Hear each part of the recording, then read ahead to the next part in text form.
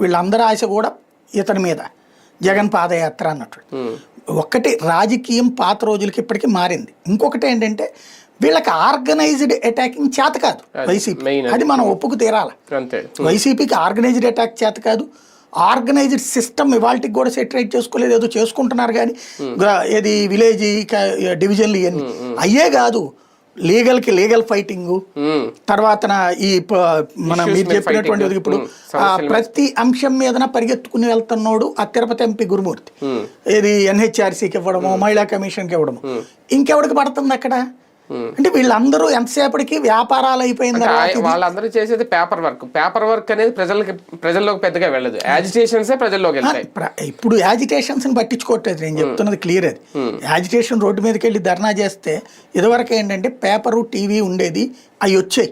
ఇప్పుడు పేపరు టీవీలు ఎవడు చదువుతున్నాడు, ఎవడు చూస్తున్నాడు? బేసిక్గా సోషల్ మీడియాలో పెట్టుకోవడమే. ఆ సోషల్ మీడియాలో నువ్వు రోడ్డు మీద పడుకున్నప్పుడు పోలీసులు కొట్టినప్పుడు దాన్ని ఏమంటారు, కామెడీ చేయడం ఎక్కువైంది. ఇప్పుడు ఫర్ ఎగ్జాంపుల్ ఒక వైసీపీ లీడరు రోడ్డు మీద ఉన్నప్పుడు పోలీసులు మీదకి వస్తున్నారు, ఏంటంటే ఏంటి పోలీసులు మా మీద దౌర్జన్యం చేశారని కేసు వీళ్ళ మీదన. ఇప్పుడు అంబటి రాంబాబు మీద ఎన్ని కేసులు? ఆయన జీవితకాలం కొట్టుకోవాలి ఆ కేసు. ఆయన బతుకున్నంత వరకు వెంటాడతాయి. ఎందుకంటే నాన్ బెయిలబుల్ కేసులు పెడుతున్నారు. పోలీసుల మీద దౌర్జన్యం, ప్రభుత్వ ఉద్యోగుల మీద దౌర్జన్యం అనేది చాలా ప్రమాదకరమైన కేసులే. శిక్ష పడవు కానీ లాంగ్